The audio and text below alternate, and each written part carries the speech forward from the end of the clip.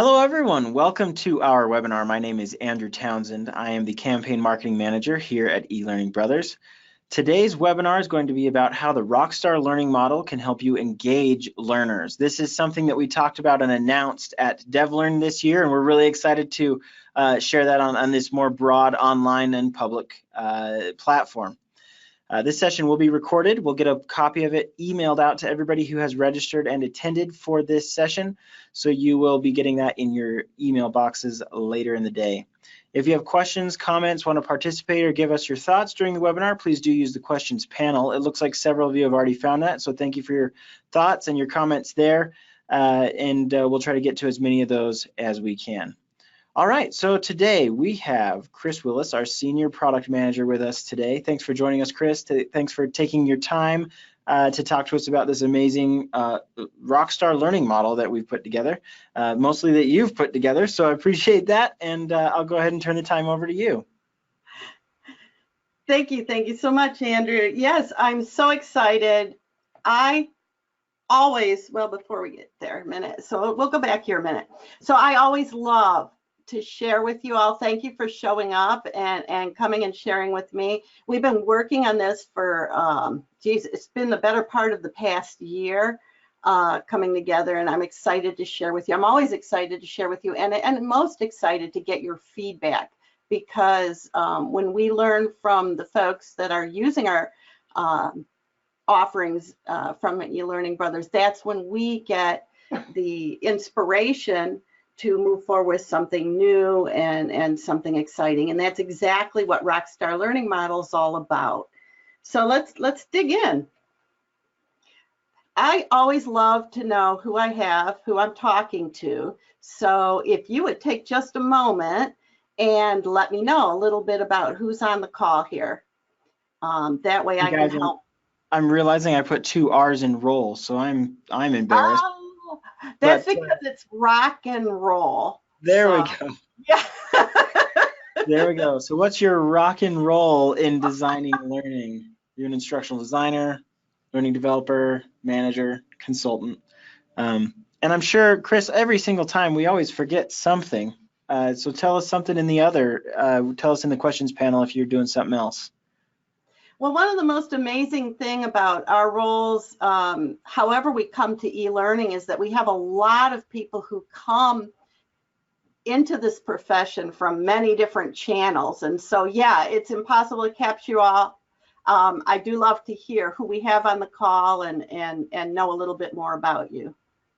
We are getting some others. We've got people from sales in here, sales enablement director. A lot of people say that they would fall into more than one of these categories. So you've got instructional designers or trainers that are also e-learning developers or also the learning managers.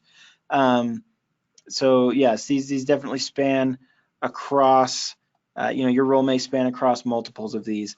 We'll go ahead and stop taking those, and I'll post these results here. So 55% of our audience does fall under the instructional designer trainer umbrella, at 27% e-learning developers, 12% learning managers, and then a good mix of others for sure. About 5% of people are putting their thoughts into the questions panel. So I think I need to change this slide. One of the things I learned at DevLearn this year, because I've been going to DevLearns for many, many years, and one of the things that I've seen that really hit home this year is the trend in e-learning as an industry for people to be wearing multiple hats. And I need to add that to the slide and say more, all of the above, more than one. We have a number of people who on the smaller end of companies that are teams of 1 or 2 that are doing everything for their whole organization. And then we have a lot more people, even in larger organizations, who are both developers and instructional designers. So we've noticed again at DevLearn, when I had asked that question, maybe say 10 years ago, very different. Devs were in one camp and IDs were in the other camp. And I would say, what was it, about 50%, I think, A-Town, that we had people who were wearing both hats at DevLearn this year. So we are evolving. A lot of people are taking A, B, and C as their role, and then they feel very lonely because they have no team. It's just them Yes, doing but it. that's why those are exactly one of the very important groups of people that we at eLearning Brothers try to help, because we help your resources go further. So that's kind of one of the things we're all about. So as far as the topic today, which one of these best describes you? Are you curious about mobile microlearning? Are you actively working with mobile, actively working with micro? Are you rocking them both, or something else? What else brought you here today? Let us know. So, okay, those responses are coming in. You can click right on the screen to let us know which one of these falls, that you're working on, whether you're actively working on one or the other or both, or, maybe you're just curious or you're not diving into it yet. Some other comments about previous or what our roles are while you guys are voting. We did get a couple people coming in that said that they indeed fall under A, B, and C. There's quite a few of them there. And we've got one or two LMS administrators here with us. So yes, you'll definitely benefit from this chat about microlearning. All right, I'll go ahead and close the poll and share the results. So about 52% of our audience is just curious about mobile and microlearning. 21% are already working with microlearning. 19% are doing both mobile and micro. And only 3% are actively working with mobile only. So quite an interesting demographic there, but that we are seeing that shift. A lot of people, whether you're curious or not, you're probably curious because that's starting to be the norm. That is growing into what we're expected to do now. I bet if we had a follow-up question, a lot of the people are probably curious because their organization is exploring moving more. I know that that's another thing that has happened over the past, say, 5 years or so, where some organizations, I'd say for the past 10 years, everybody's been interested in mobile learning, 10 to 15 years. It's been a long time coming. A lot of organizations haven't been able to deliver mobile for a number of technology reasons. Whatever tools they had weren't able to deliver it. They couldn't get people behind their corporate firewall. Lots of barriers to deliver mobile learning, and those are changing and changing fast. So awesome. There's another comment here that says, we would love to head into microlearning and look at microlearning options, but we're having a lot of trouble having buy-in from managers and those who are making those decisions. So hopefully what we talk about today can help you bring new information to those people. Right, I hope it does. And then if there's some other barrier that we don't touch on today, let us know, because we'd love to help you solve those problems. We have other things outside of what you're going to see here that are helping companies overcome those mobile hurdles. So one last one. How many in the audience here, or just yes or no, are you familiar already with eLearning Brothers off-the-shelf learning or training options? This is something that we launched, what was it, Chris, 2 years ago under the name of customizable courseware, but we've shifted that and made them so much better and so many more and so much bigger, and now we've relabeled it as off the shelf. So if you've been familiar with it under either of those names, please put a yes there and let us know that you've heard of it. Looks like the vast majority have voted there. Looks like 64% said yes, and 35 said no, Chris. So we've got a somewhat familiar audience here. Okay, awesome, cool. So yeah, let's do this. Okay, I just clicked my timer on here so that I can keep track. Okay, cool, awesome, thank you. I know a lot of folks know eLearning Brothers, of course, for our templates and our awesome cutout peeps and our other assets. But yes, as Andrew said, we've gotten into doing more and more off-the-shelf training, and our library off-the-shelf is growing rapidly. Why would we offer off-the-shelf training when we're a company that helps developers? Because a lot of organizations need to do more with less, and this is where we help them expand their learning offerings more quickly. So, okay, now to the meat of the presentation here. Today, what we're going to talk about is what does research tell us about the attention span of today's learners?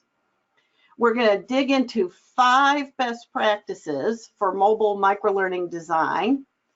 And we're also going to, as promised, take a look at the Rockstar learning model and see what eLearning Brothers has come up with as our own flavor of blended microlearning for mobile delivery. So let's dig into that now. Oops, keep my cursor over here. All right. So how many of you guys have, we won't stop here, but I bet a lot of you have seen this statistic. It was originally attributed to a Microsoft study. It said that people today actually have a shorter attention span than the average goldfish. And this went around very widely, and it was kind of shocking, got picked up through the media, and was reported through our e-learning industry and also in many other places. And as shocking as it was later debunked. The goldfish theory really isn't true.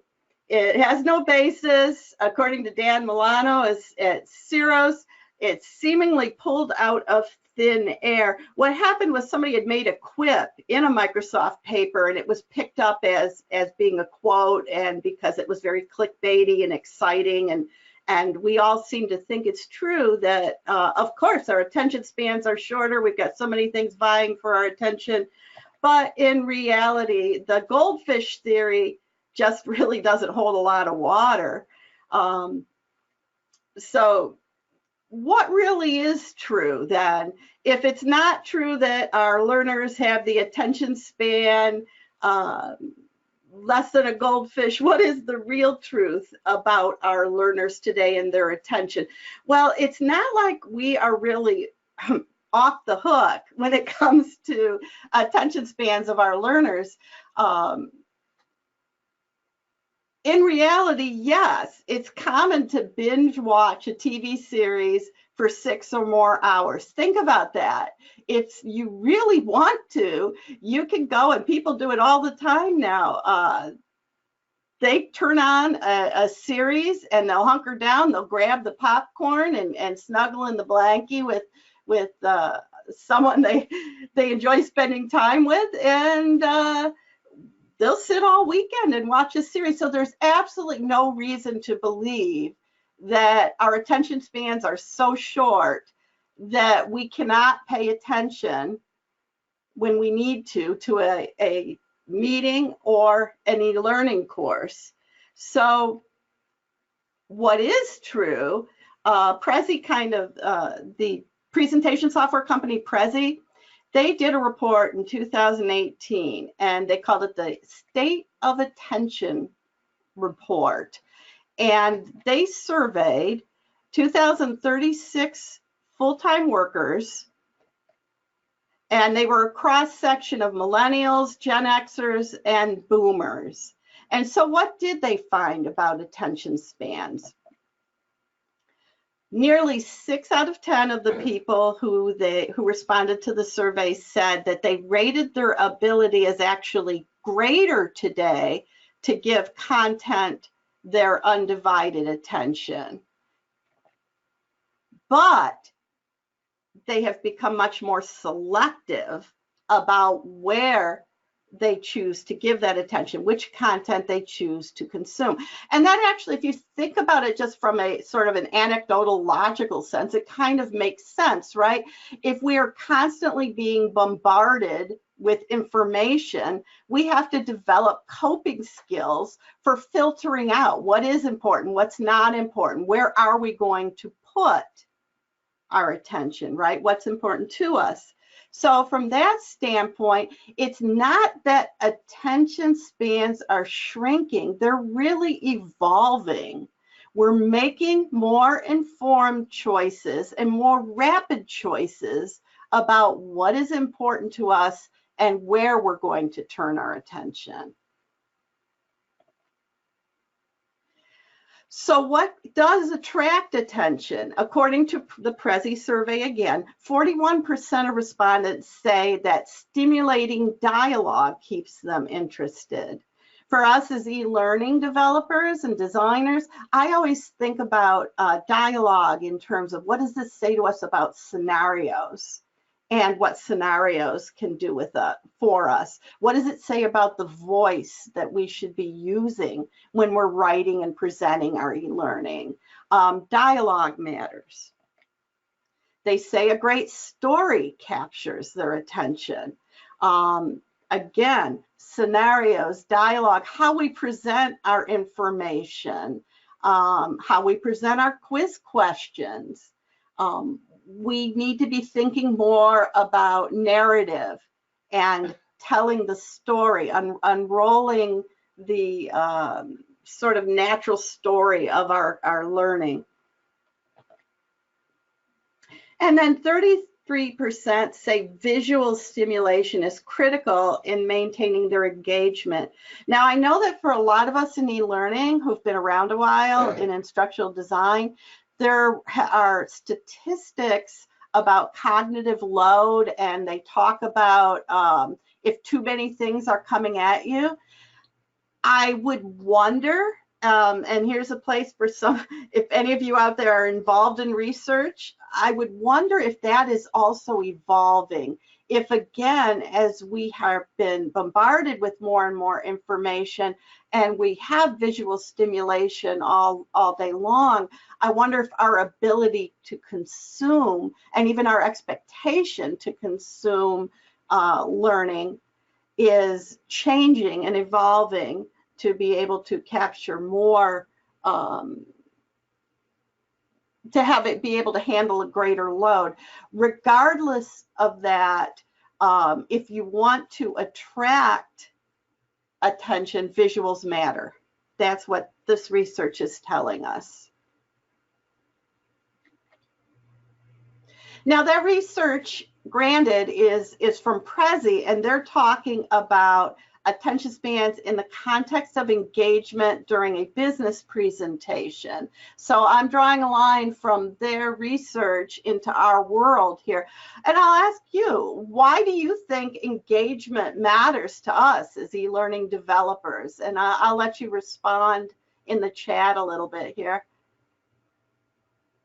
Why does engagement matter? So that the learning transfers.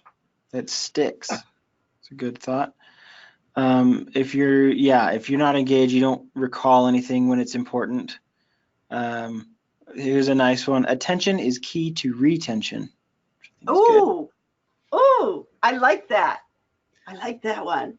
It's the confirmation of understanding. If you're paying attention, engagement matters so that curiosity is sparked. That's good. You'll learn better if you're curious about whatever it is you're learning. It's hard to learn about something you don't care about. Without engagement, the battle is lost in helping the learners actually learn. That's good. The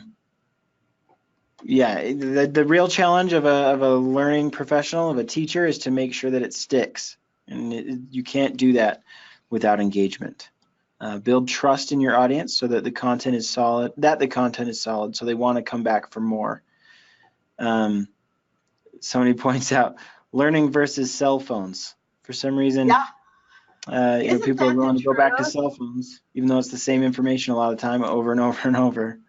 But it's new and it's exciting, and so they engage. That's good. More comments are coming in, but they're all kind of echoing the same thing, that with engagement, retention will be higher. Yes, I'm gonna A-Town, you're gonna have to note that retention. Attention is key to retention. Yes, that will coming soon to a webinar near you. So yes, that one will come back. I love it. I love it. So, but yeah, no, let's take a look. No, you all are on track. Thank you. And of course you are, because you're e-learning professionals. And in our world, we know engagement is everything. Without, as somebody said, very true, without engagement, we lose the battle altogether. In fact, without engagement, you have no battle. It's like you have no soldiers, right? So students need to be engaged and motivated in their learning before they can apply higher order creative thinking skills. Somebody else said about learning to be creative, and this is exactly what this is saying. Before your learners can take the learning and go out and apply it on the job and actually perform on the job, we have to first engage them in the learning to give them the basics, the foundation that they need on which they can build. And without us engaging them, we lose altogether. We have nothing. It's a non-starter. So engagement does matter. So this is where mobile microlearning really has a leg up. And what is microlearning? So there's a lot of different definitions about microlearning. And before I get into breaking down how we do it, let's take a look and see what we're going to call microlearning here, or kind of like the rules for engagement for microlearning as far as how, at least how I interpret it. And I think many others interpret it this way too. It's learning is delivered in small units, one chunk at a time. Typically 5 to 10 minutes. There are microlearning modules that are 1 to 2 minutes, and there are microlearning modules that are a little bit longer than this. We'll talk about it in a minute, that it really isn't about the length. It isn't that, oh, this is 15 minutes, so it's no longer microlearning. No, if it meets the other criteria, it could actually be part of your microlearning curriculum and be part of 30 minutes, but it is part, that 30 minutes is part of a, say, 5-day whole of learning curriculum. So it is micro from that aspect, right? So there's short time bursts, and they allow spacing of the learning. So as opposed to going to the boot camp for a full week, you're going to be able to take those micro bursts at different times that are convenient for you along the way. You get immediate progress and results. I say no guilt, because it's, oh my gosh, I can't get to that now, and I know I should be taking more learning. It's like, no, I can take a chunk, and then I can take another chunk, and then I can take another chunk, and I can build on my learning over time. It has a very narrow focus. Focus is actually more important than length. So you're going to focus on one objective. We'll talk about that in more detail in just a second. And very targeted. What's important to me, and what's important to me right now, I can much better get targeted learning if it's chunked into micro chunks, as opposed to having to find it, or worse, having to sit through a 4-hour session to get my one part that's relevant to me. So microlearning is more than simply bite-sized training assets. Microlearning's focus, that's really one of the important key aspects of microlearning, is that it is very focused and targeted. Microlearning is flexible, it's digestible, it's blendable, and again, it's focused. So if I'm getting learning that is very targeted for me and for my particular needs, I am much more likely to engage with that, rather than, again, coming to some session where the part that has to do with me, the part that I didn't already know, that pertains to my job role, that pertains to my career path, is just one small portion of the whole. So that microlearning really just lends itself to being more relevant and more targeted to your specific learning population at a specific time in their career and learning path. So now let's dig into, before we dig into the microlearning best practices, does anybody have any other comments or questions about what microlearning is or how we're defining microlearning for this session today? We haven't, I mean, you guys can comment right now. We haven't had a whole lot of questions about microlearning. We have had questions about the definition of mobile, though. Is mobile like you take it on a laptop as opposed to, on a desktop, or is mobile something that you have to be able to use all of the functionality of a phone on? But there's no questions about microlearning. So maybe you can talk a little bit about the definition of mobile, and then we can move on. So what I will do is take that as a segue, and there's actually a good place to talk about that here. So let's dig into these 5 microlearning best practices here. And when we get to the part where we talk about availability, we can dig into mobile a little bit. So here's, for microlearning, 5 things that I think are really important in engaging your learners: that your learning be focused, that it be complete, that it be available, that it be relevant, and that it be rewarded. And we'll go into each one of those now. Let's dig in. So, best practice number 1, focused. A micro course should cover 1 learning objective or goal per course. A lot of the reason I change up between objective or goal is because technically, for those of us who are instructional designers, an objective means something very specific. An objective must be measurable, and it has a specific format. Given this, a learner will be able to do this as measured by that, okay? Our micro courses and the micro courses I work with,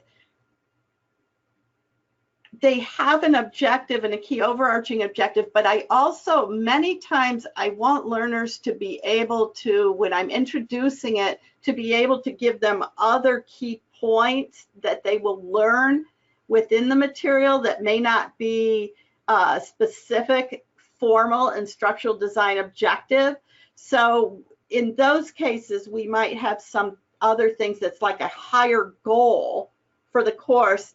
And then even though it's only 6 minutes of learning or 5 minutes of learning, it may list then 3 objectives, which is kind of, some people would say overkill. So I don't want to get caught in semantics, but it should have 1 overarching focus or goal. Or another way of saying that is, what is the 1 key takeaway that somebody will have when they're done with this micro course? So it may have a number of different objectives, technical learning points, key points they're going to walk away, but there should be 1 overarching focus, okay? It is brief, but it must be complete in meeting that goal or that objective. So when somebody takes your micro course, because it's a course, it's not just an introduction to learning that they'll get later, but there actually has to be 1 goal, and when they're done with that, they have to be able to walk away having met that stated goal. So again, it may not be the same as a learning objective, but it must be complete into its stated goal or takeaway, okay? It must target what you need that learner to know or do.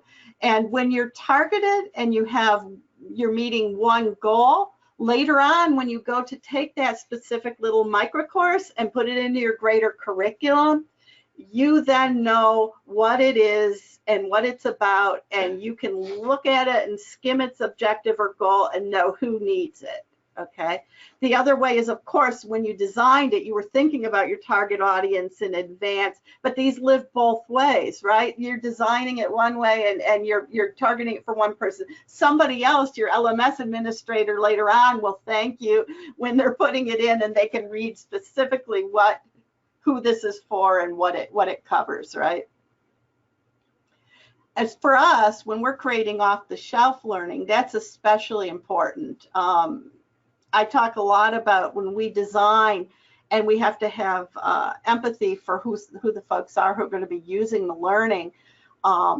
When our courses come to somebody who is trying to figure out what the people in their organization need, then they need something that very specifically states who it's for and what it covers so that they can meet it out to the right people at the right time.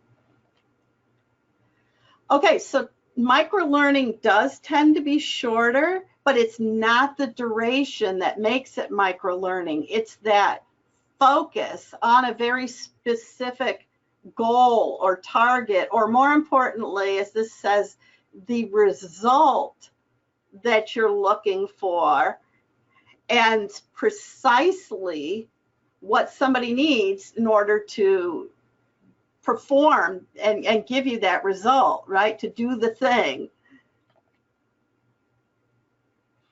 Best practice number 2, it must be complete. So they must be a total learning experience. They may get mixed up.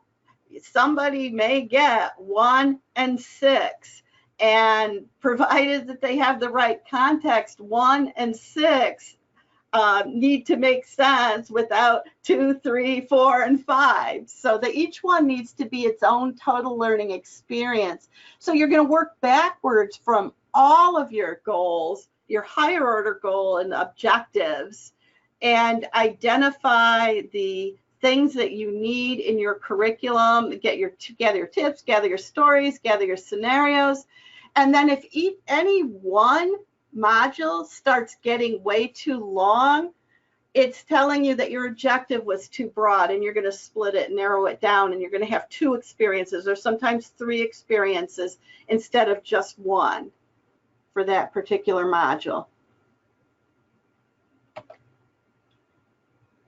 Here's what we're going to talk about mobile. Your courses need to be readily available to everyone. If you're going to take advantage of this idea of no guilt engagement, then the person who is receiving the learning needs to be in somewhat of control or more control of the learning so that they can fit it in when they have time. As an employer, you might not be able to ask your workers to take learning on their lunch break, but some learners, if given the choice, will take their learning course on their lunch break because that's their quiet moment. That's their no guilt opportunity, or maybe on a weekend, or they may just be taking it when they're sitting in a meeting waiting for the meeting to form. They may be taking that 5 minutes of learning. So making it available to them where they are, when they are, on the device they have is really important. Mobile for us here at eLearning Brothers used to mean the tool that we were building for, however it defined mobile. And in most cases that was, what did we call it? It wasn't mobile responsive, it was mobile adaptive. That's what they call it, mobile adaptive. So in the case of some of the tools, you start out with something here and it would take your whole screen and make it this big so that it adapted to your mobile. In moving forward in our evolution, we had customers that were asking us, that's not good enough, that's too tiny, that's not 508, I can't read it. As somebody who is moving through the evolution of my own life, I know that I'm often working with our folks on our team, our designers, and in the past, not so much anymore because we have become compliant, but in the past it was, guys, I know you can read that, but I can't read that. My eyes don't read the same as they did back when I was just starting my career. So we needed something that really was truly available for everybody, regardless of ability, regardless of age of the person taking it, regardless of the device they're taking it on. So that's fully responsive. And what that means is that learning that behaves more like a website on your mobile device then behaves like a course and shrinks up like this, okay? accessibility matters. If we want to make our learning accessible, available to everyone, it has to be accessible for everyone. And for that standpoint, what enables that, a big part of what enables that to happen is breaking away from the screen. Getting out of the idea of, as this presentation is screen size, but getting into the idea that scrolling is good. That's how we get a lot of our information today, again, using the model of the website. There are a lot of really exciting examples out there in the world of sort of documentary style expose pieces that you have to engage with for a half hour or more to read the entire thing, and they have rolling graphics, and they're using the different tools that web developers have available today. And they're really exciting, yet at the same time, the screen reader can get in there and read it to you, and your learning should be the same way. With today's technology, there's no reason it doesn't have to be.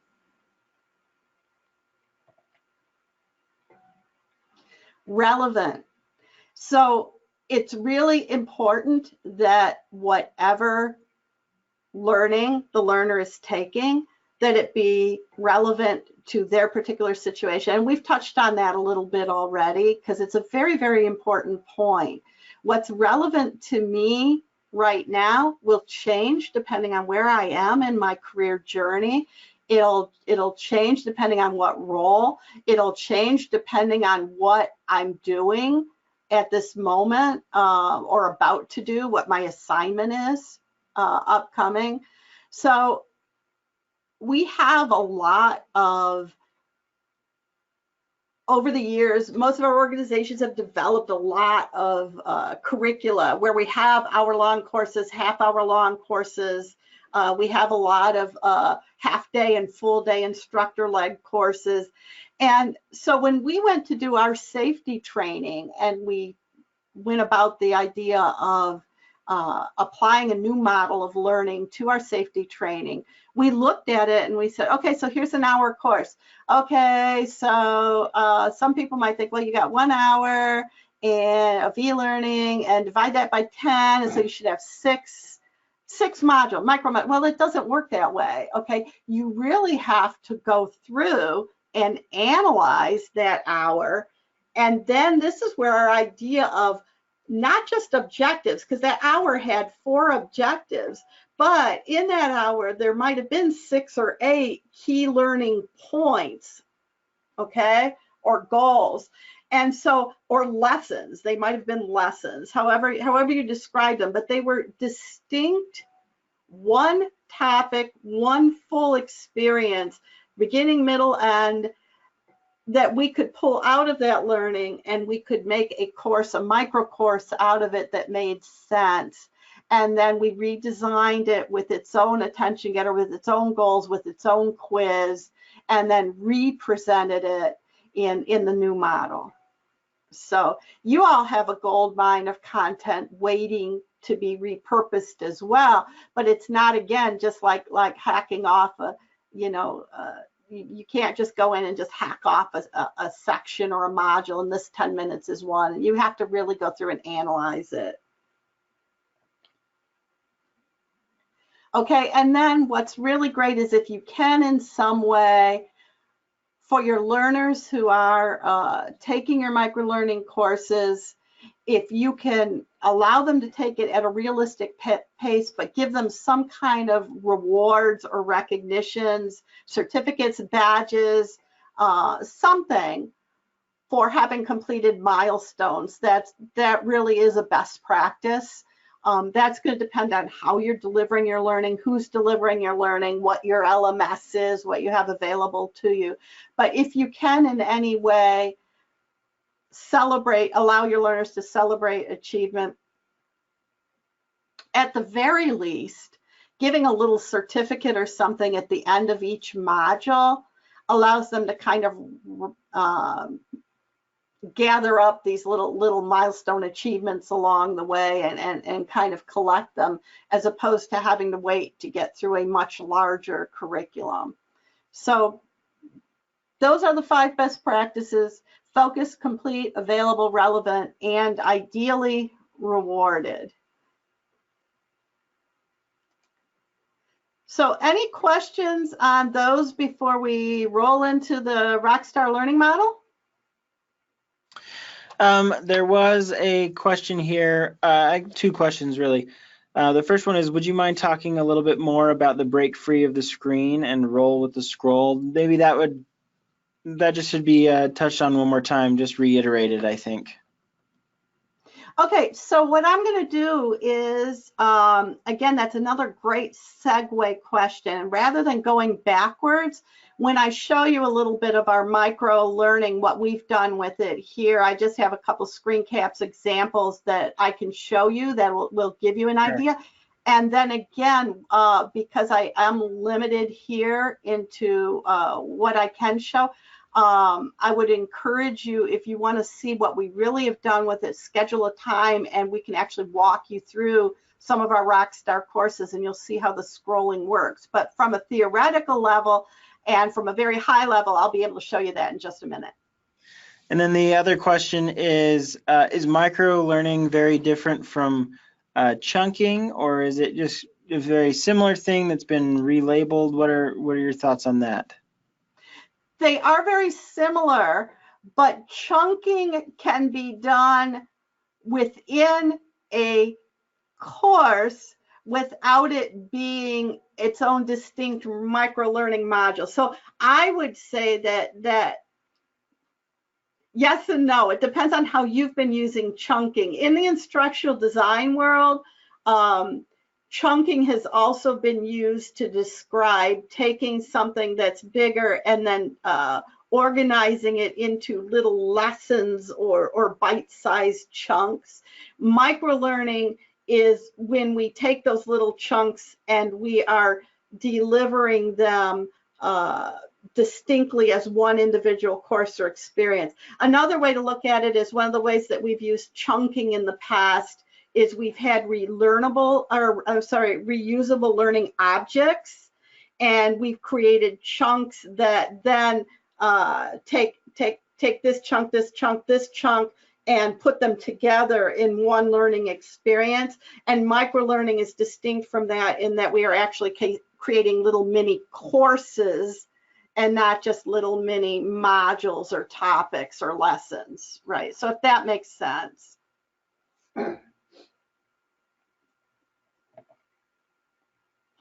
So Rockstar learning module. So that's my husband, and he is a weekend rock star. He is a keyboard player for a local band.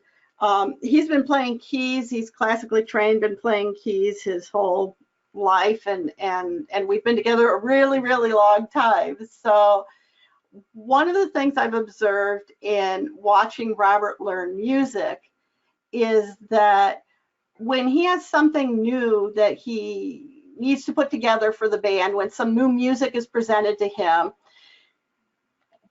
he'll first take and work out the song on his own. He'll listen to others performing that song. He might get sheet music or tablatures or whatever the things you get, some MIDI files, whatever it is. He'll pull together pieces and parts and then on his own play with that, take it in, synthesize it, and learn that piece of music on his own. Next, once he thinks he's captured it well enough that he feels comfortable with it, he gets together with his bandmates and they all bring to the table their understanding of this music and they start rehearsing it together, working out the details. And when they get that all down, then they're ready to perform. Then they get in front of others and they actually really get to a performance level where they can go out in the world and actually do this. Well, our learning for our learners on the job is very similar. It's not all that different. So when we looked at a micro-learning model, we said, well, how does this same way of learning apply what our learners are doing at work. And so what we did was we came up with a Learn module, which is a mobile responsive microlearning course with a brief quiz that our learners can take on their own. This presents the understanding of the topic and allows them to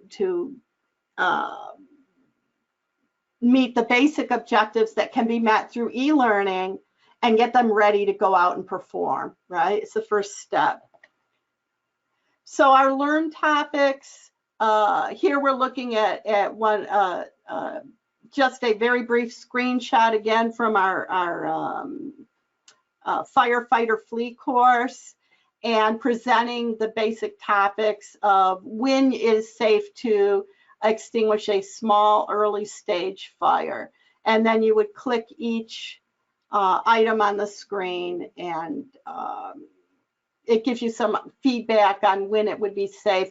You would then, the learner then continues to scroll on that screen, and it presents the entire lesson in one long scroll. On the right, you see a screenshot of that same topic that you'll see how it responded, and it's presented in mobile format.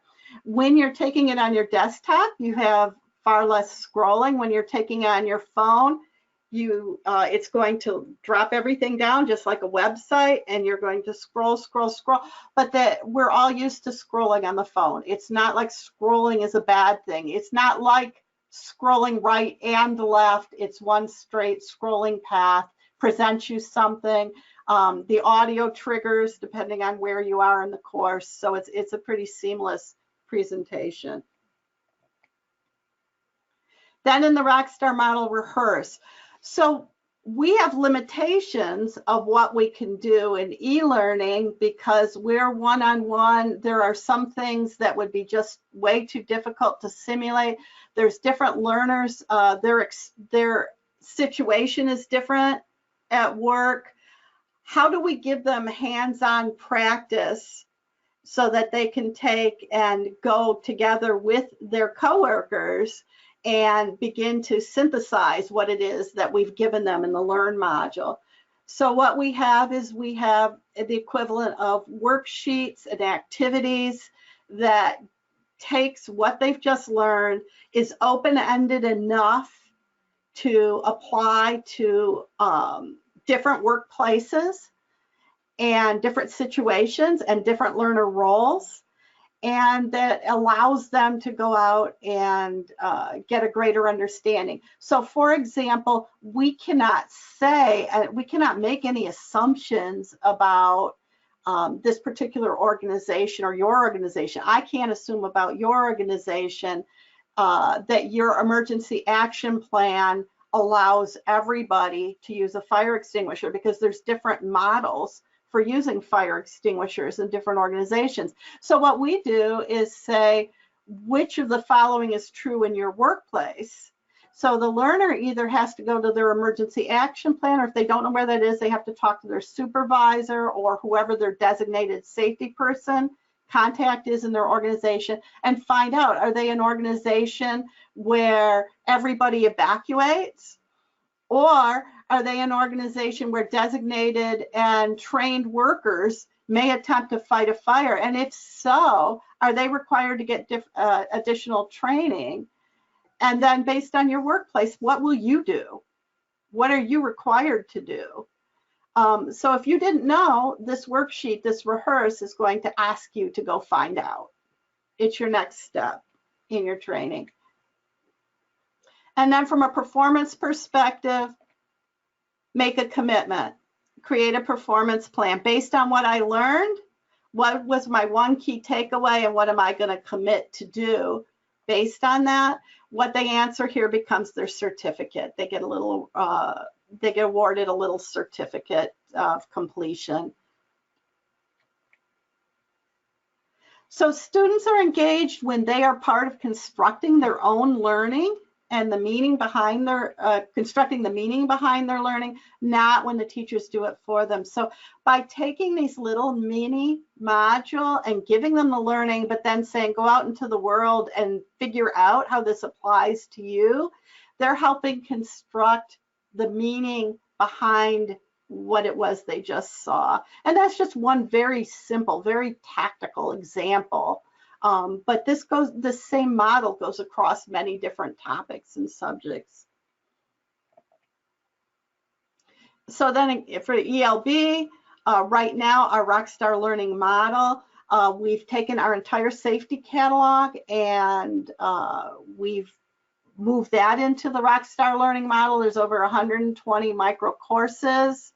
They're interactive, mobile first, SCORM compliant, and LMS ready, or we also have an LMS we can host for you. They're 508 compliant. One of the ways that we help customers go mobile is if your LMS can't deliver mobile, we can deliver this library for you. You can purchase you can basically subscribe to our mobile ready version and we can host it for you. And then of course everyone includes the reinforcement, the rehearse, and the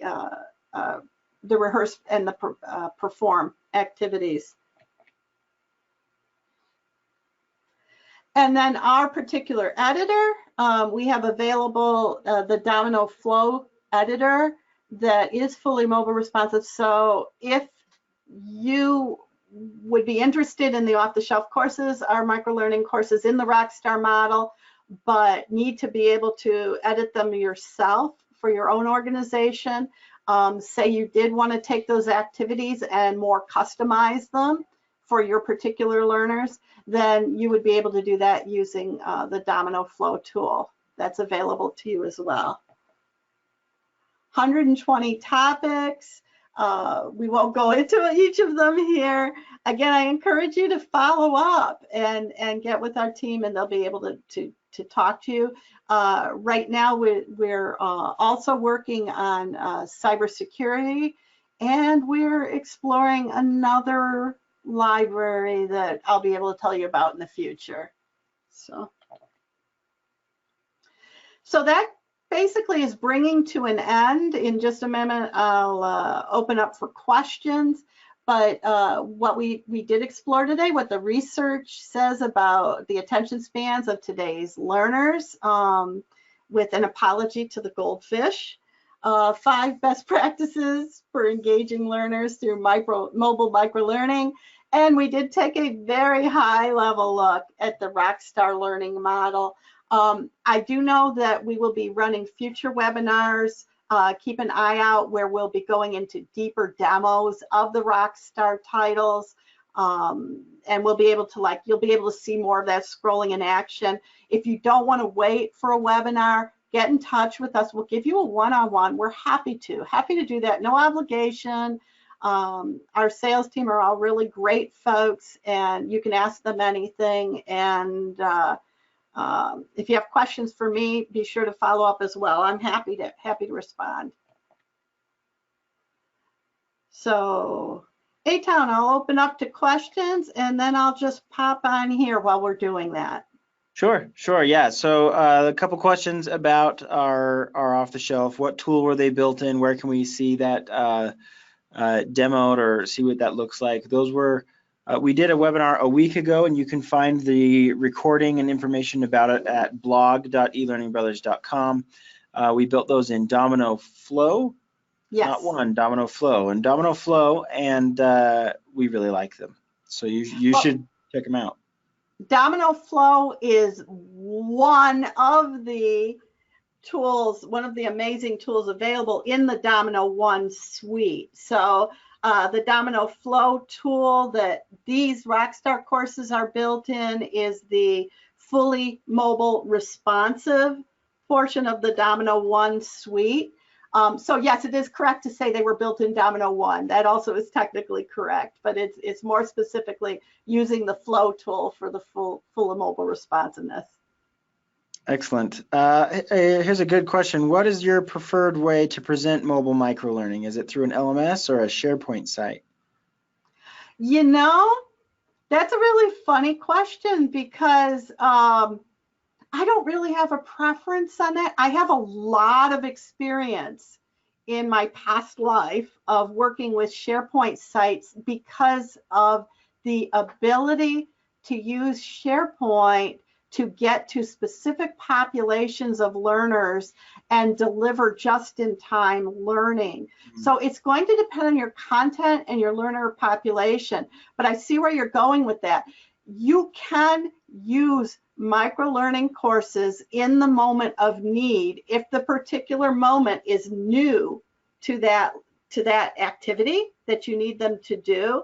They're not necessarily designed to be just-in-time performance support. Some people say, well, microlearning is performance support. Well, if you're designing a true microlearning and it is a full little learning module, it's probably too much for just-in-time performance support, but it does meet one of the moments of need, which is new to me. And from that standpoint, having that available to learners on a SharePoint site, on the job, at the moment of need, without having to go register in the LMS, that's excellent. If that works for your content and your situation, that's an excellent way to deliver. Fantastic. Someone wanted to know if your slides or your deck is available, and I just want to reiterate that this recording will be made available, and we'll send a recording out to everybody. And in the handouts section of your GoToWebinar control panel, there's a really cool PDF. You can just click on that and download it, and it outlines a lot of what Chris talked about today. We'll also make sure to include that in the email later today. So do check out that handout. It's all there. I should have mentioned it earlier, but it's there. You can grab it if you'd like it. I meant to mention, and I didn't put it in my slide. See, if I don't put it in my slide, A-Town, it doesn't happen. It's like if you're on social media, you know, take a picture, it didn't happen. If I don't have a line on my slide, it didn't happen, right? So that's right. Here we go. That's right. All right. So no other questions. Thank you, Chris, so much. Thanks everybody for joining us. We'll hope that you sign up for another webinar. We're going to be going over these again on Tuesday.